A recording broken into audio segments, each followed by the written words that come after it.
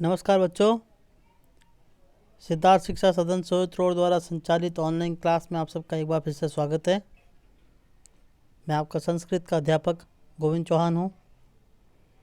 हम लोग हमारा श्लोक का पहला अध्याय जिसका नाम है सूचि पर्यावरणम उसका अध्ययन कर रहे थे और हमने इस पाठ के 2 श्लोक पढ़ लिए थे। आज हम 2 के बाद में तीसरा और चौथा श्लोक पढ़ेंगे। काफ़ी बच्चों ने होमवर्क पूरा नहीं किया।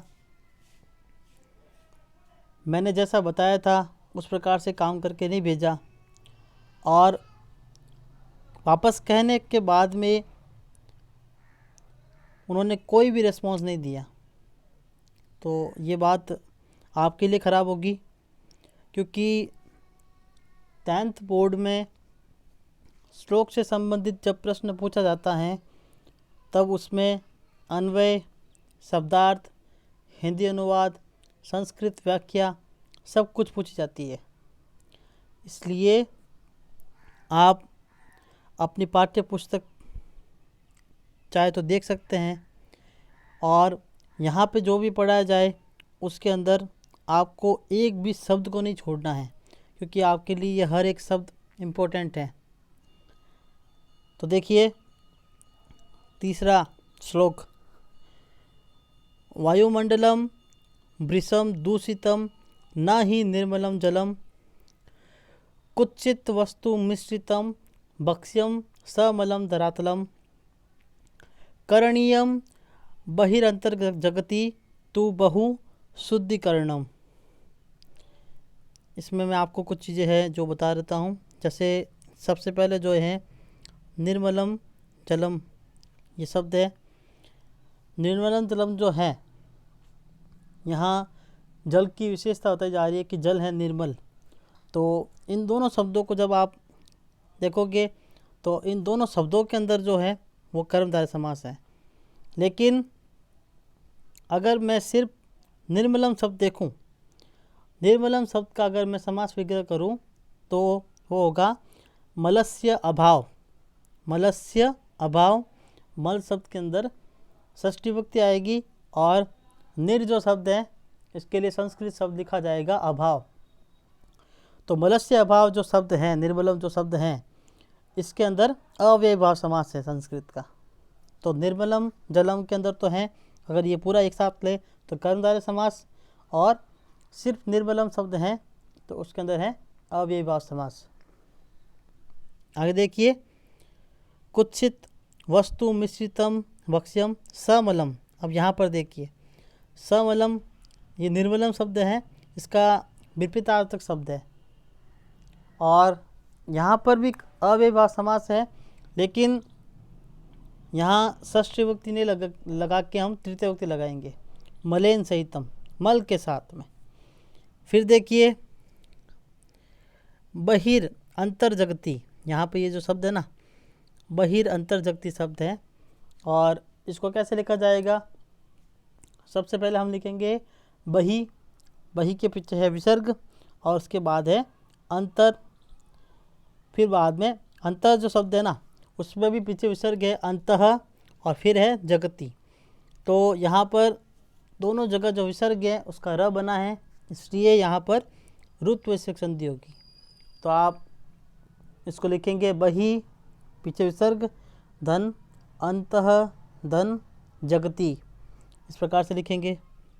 तु बहु शुद्धिकरणम सूचि पर्यावरणम। अब देखिए इसका अन्वय, वायुमंडलम वृषम दूषितम ही जलम निर्मलम न भक्ष्यम कुत्सित वस्तु मिश्रितम धरातलम समलम तु बहि अंतः जगति बहुशुद्धिकरणम करणीयम सूचि पर्यावरणम शरणम। अब देखिए इसके शब्दार्थ, वायुमंडलम, वायुमंडलम का अर्थ है वातावरणम, समीर मंडलम, और इसका हिंदी अर्थ है वायुमंडल। वृषम अत्यधिकम बहु प्रभुतम, जिसका हिंदी अर्थ है अत्यधिक या अत्यंत। यहाँ पे देखिए ये जो शब्द है अत्यधिक या अत्यंत है, तो इन दोनों का संधि विच्छेद देखिए, अति धन अधिक और अति धन अंत, ये दो शब्द है और इन दोनों के अंदर यण स्वर संधि है। आगे देखिए, दूषितम दोषपूर्णम अशुद्धम दूषणमयम जातम, यानी प्रदूषित या दूषित हो गया है। ही जिसका अर्थ है यतः, और इसको हिंदी में बोलेंगे क्योंकि। जलम, यहाँ पर जल के प्रयोग से शब्द लिखे हुए हैं, तो यह वारी पानीयम, और इसका अर्थ है पानी भी। फिर निर्मलम शुद्धम मलहीनम, स्वच्छ या शुद्ध। न का अर्थ है नहीं और हिंदी में इसका अर्थ है नहीं है। भक्ष्यम खाद्यम भोजनम, हिंदी अर्थ है इसके खाने की वस्तुएं। कुत्सित वस्तु यानी दूषित पदार्थ, गरित वस्तु, बुरी या दूषित वस्तु। मिश्रितम युक्तम, युक्त या मिलावट वाला। धरातलम पृथ्वी तलम भूतलम, हिंदी अर्थ है धरती। समलम मलयुक्तम अशुद्धम अपावनम, मैली अर्थात गंदगी युक्त है। फिर देखिए, तू का अर्थ है तरही तदा, तो अतएव।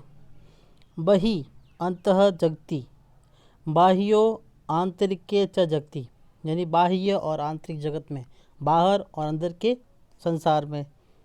बहु वृषम प्रभुतम, जिसका अर्थ है अत्यधिक, अनेक या बहुत। शुद्धिकरणम पवित्रीकरणम, यानी शुद्धिकरण। करणीयम कर्तव्यम कार्यम, यानी करना चाहिए। शुचि, शुचि का अर्थ है शुद्धम, ये शुद्ध या स्वच्छ। पर्यावरणम वातावरणम, पर्यावरणम शरणम मात्र आश्रयम जात, यानी एकमात्र शरण रह गया है। पर्यावरण जो है वही एकमात्र शरण रह गया है। अब देखिए इसका संदर्भ या प्रसंग। गीतांशो अयम अस्माकम, मैं आपको ये पहले बता चुका हूँ। गीत धन अंश धन अयम धन अस्माकम, ये चार शब्द है इसमें, और इसमें संधि कौन सी वो बता चुका हूँ आपको पहले भी। फिर भी देखिए आप, गीत धन अंशम, यहाँ पर दिक संधि है, सॉरी गीत धन अंशः, यहाँ पर स्वर संधि की दीर्घ संधि हो जाएगी। फिर अंशः के अंदर विसर्ग है और विसर्ग के बाद में है अयम। तो मैंने बताया था विसर्ग से पहले भी अ है और उसके बाद में भी आ रहा है, तो विसर्ग का उ और उससे पहले वाले अ में मिलकर वो गुण संधि के अनुसार ओ बन जाएगा। तो यहाँ पर गीतांशो शब्द हो गया। फिर अयम में म के नीचे हलंत है यहाँ पर, और उसके साथ जुड़ा हुआ अस्माकम, तो म के नीचे जो हलंत था उसमें अ जुड़ गया, यहाँ पर है अनुस्वार व्यंजन संधि। सेमुसी इति पाठ्यपुस्तकस्य सूची पर्यावरणम इति गीतात् उद्धृत। गीतोऽयं प्रोफेसर हरिदत्त शर्मणा रचितात् लस्सलतिका इति गीति संग्रहात् संकलितः। गीतांशे अस्मिन्, बताया मैंने आपको ये भी, ठीक है। तो गीतांशे अस्मिन् कवि वाहनानां धूमेन प्रदूषणस्य विषये कथयति। यह गीतांश हमारी सेमुसी पाठ्यपुस्तक के सूची पर्यावरणम पाठ से लिया गया है। यह गीत प्रोफेसर हरिदत्त शर्मा लिखित लस्सलतिका गीति संग्रह से संकलित हैं। इस गीतांश में कवि वाहनों के धुएं से प्रदूषित पर्यावरण के विषय में कहता है। तो देखिए कवि क्या कहता है, इसका हिंदी अनुवाद। वायुमंडल अत्यधिक दूषित हो गया है क्योंकि पानी भी स्वच्छ नहीं है। इस वक्त हमारा जो वायुमंडल है बहुत ज़्यादा दूषित हो गया क्योंकि पानी भी अब स्वच्छ नहीं है। खाने की वस्तुएं भी दूषित पदार्थों से युक्त हैं। धरती मैली अर्थात गंदगी युक्त है, धरती पूरी मैली हो चुकी है, धरती पर गंदगी फैल चुकी है। अतएव बाह्य एवं आंतरिक जगत में अत्यधिक शुद्धिकरण करना चाहिए। शुद्ध पर्यावरण ही एकमात्र आश्रय है। आगे देखिए संस्कृत व्याख्या। समीर मंडलम प्रभुतम दोषपूर्णम जातम यतः न वारी शुद्धम न भोजनम शुद्धम पदार्थः दूषितः मिश्रितः च पृथ्वीतलमपि अशुद्धम अस्ति। यहाँ पर ये दोनों शब्द पृथ्वीतलम अपि और अशुद्धम अस्ति, तो यहाँ पर पृथ्वीतलम धन अपि और अशुद्धम धन अस्ति, तो इन दोनों शब्दों के अंदर अनुस्वार व्यंजन संधि है। देखिए आप पृथ्वी तलम जब लिखेंगे तो म के नीचे हलंत लगाया जाएगा, धन अपि, तो अ जो है वो उस हलंत वाले म के अंदर मिलकर उस म को पूरा कर देगा। उसी प्रकार से अशुद्धम अस्ति लिखा हुआ है तो अशुद्धम धन अस्ति, यहाँ पर भी म के नीचे हलंत है और उसमें अ मिलेगा और अ पूरा हो जाएगा, सॉरी म। तो दोनों जो शब्द हैं इसमें अनुस्वार व्यंजन संधि है। फिर है तरहि आंतरिके बाह्यो च जगति भृशम पवित्रीकरणम कर्तव्यम शुद्धम वातावरणम इदानी। यहाँ पर देखिए शब्द वातावरणम धन इदानी, तो वातावरणम में म के नीचे हलंत धन इदानी, यहाँ पर भी अनुस्वार व्यंजन संधि है। एकमात्र आश्रयम अस्ति, हिंदी देखिए संस्कृत व्याख्या का, वायुमंडल बहुत दोषपूर्ण है क्योंकि न तो पानी शुद्ध है न भोजन शुद्ध है, मिलावट वाला है, धरातल भी अशुद्ध है, तो आंतरिक और बाह्य जगत में बहुत पवित्रता की जानी चाहिए। अब यहाँ एकमात्र शुद्ध पर्यावरण का ही सहारा है, यानी जो ये पर्यावरण इतना बिगड़ चुका है तो अब सहारा इसी का हो सकता है कि हम शुद्ध पर्यावरण की रचना करें या पर्यावरण को शुद्ध करें। आगे देखिए चौथा श्लोक, देखिए बच्चों चौथा श्लोक, कंचित कालम नये माम अस्मान नगरात बहुदूरम प्रपश्यामि ग्रामांते निर्जरम नदीपयपुरम एकांते कांतारे क्षणमपि में स्यात् संचरणम शुचि पर्यावरणम। यहाँ पे देखिए आप इसका जो चौथा शब्द है माम अस्मान नगरात बहुदूरम, तो ये दोनों शब्द एक साथ इसमें देखिए आप, पहले सबसे पहले शब्द है माम, और माम में म के नीचे है हलंत। माम जो शब्द है उसमें न म जो है उसके नीचे हलंत है।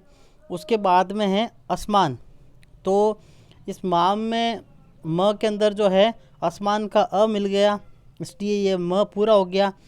तो एक है माम, फिर अस्मान।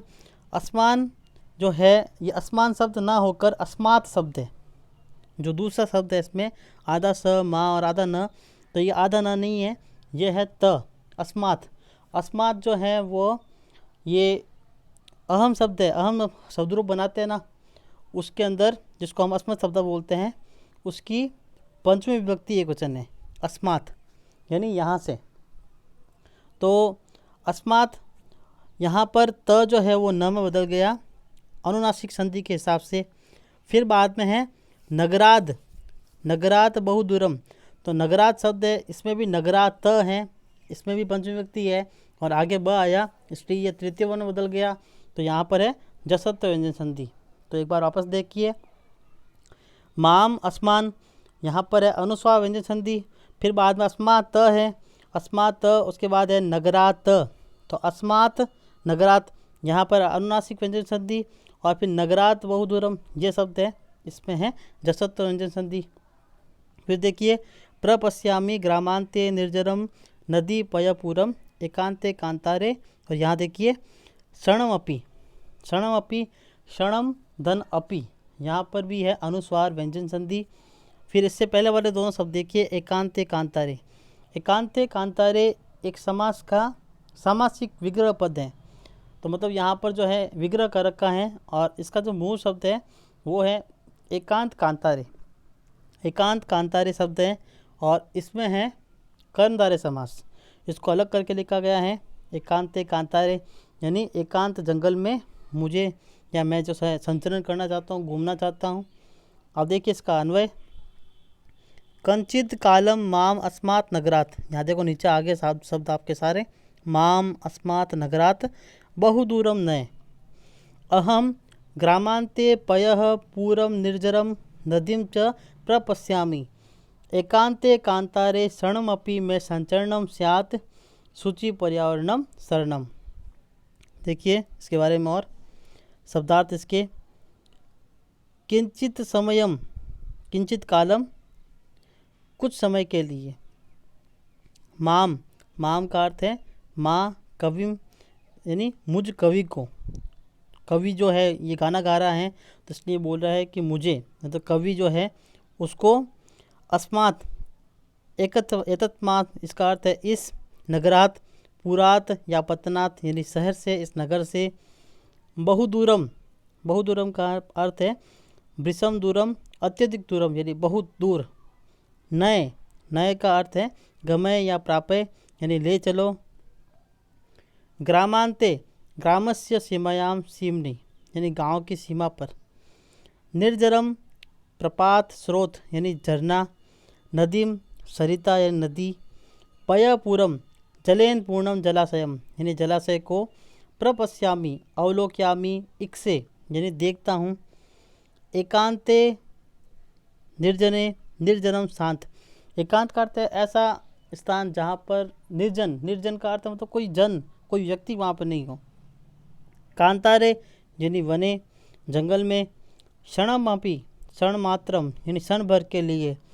मैं का अर्थ है मम यानी मेरा। संचरणम, विचरण या भ्रमणम यानी घूमना। स्यात्, भवेत यानी होना चाहिए। अतः शुचि, शुद्धम यानी शुद्ध। पर्यावरणम, वातावरणम यानी पर्यावरण ही। शरणम यानी आश्रय या सहारा है। अब देखिए इसका संदर्भ और प्रसंग। गीतांशो अयम अस्माकं सेमुसि इति पाठ्यपुस्तकस्य शुचि पर्यावरणम इति पाठात् उद्धृत। पाठो अयम प्रोफेसर हरिदत्त शर्मणा रचितात् लस्य लतिका इति गीति संग्रहात् संकलित। गीतांशे अस्मिन् कविः शुचि पर्यावरणम चित्रयति। देखिए यह गीतांश हमारी सेमुसी पाठ्यपुस्तक के शुचि पर्यावरणम पाठ से लिया गया है। यह पाठ प्रोफेसर हरिदत्त शर्मा द्वारा रचित लस्य लतिका गीति संग्रह से संकलित है। इस गीतांश में कवि पावन पर्यावरण का चित्रण करता है। तो देखिए हिंदी अनुवाद इसका। कुछ समय के लिए मुझे इस शहर से बहुत दूर ले चलो। गांव की सीमा पर मैं जल से पूर्ण झरने और नदी को देख रहा हूँ। उस निर्जन शांत वन में मेरा एक क्षण भी घूमना हो जाए, अर्थात मैं वहाँ क्षण भर घूमना चाहता हूँ। अतः शुद्ध पर्यावरण ही एकमात्र आश्रय है। बच्चों, अगर शुद्ध पर्यावरण की बात की जाए तो वो हमें, और आपने सुना भी होगा कि गांव में ही मिलेगा, क्योंकि शहरों में ना तो ज़्यादा पेड़ पौधे होते हैं, ना ज़्यादा हरियाली होती है। झरने, नदियाँ, तालाब वगैरह कुछ नहीं होते हैं। तो जैसे तालाबों के जो है जगह, अब स्विमिंग पूल ने ले ली है। स्विमिंग पूल होता है तो उनके लिए वो तालाब के जैसा ही होता है लोगों के लिए। लेकिन सच में जो पर्यावरण प्रेमी है, जिनको पर्यावरण से लगाव होता है, उनके लिए तो गांव ही सबसे उत्तम होता है। और यहाँ पर जो कवि है वो गांव की सीमा पर जाना चाहता है, क्योंकि वो जानता है कि गांव ही ऐसा एक जगह है जहाँ पर आधुनिक जीवन नहीं जीकर पुराना जीवन ही जिया जाता है। और ये कहा भी गया है कि पुराना जो जीवन था वो काफ़ी अच्छा था, पर्यावरण काफ़ी शुद्ध था। अब हमने पर्यावरण को बिगाड़ दिया है। तो यहाँ पर इसलिए वो गांव में घूमना चाहता है। अब देखिए संस्कृत व्याख्या। किंचित समयम माम एतस्मात् पतनात् वृषं दूरं गमय ग्रामस्य सीम्नि अहम जलपूर्णं प्रपातं सरितां चावलोक्यामि च धन अवलोक्यामि। यहाँ पर दीर्घ संधि है। निर्जने वने क्षणमपि मम विचरणं भवेत् यतः शुद्धं पर्यावरणम एव।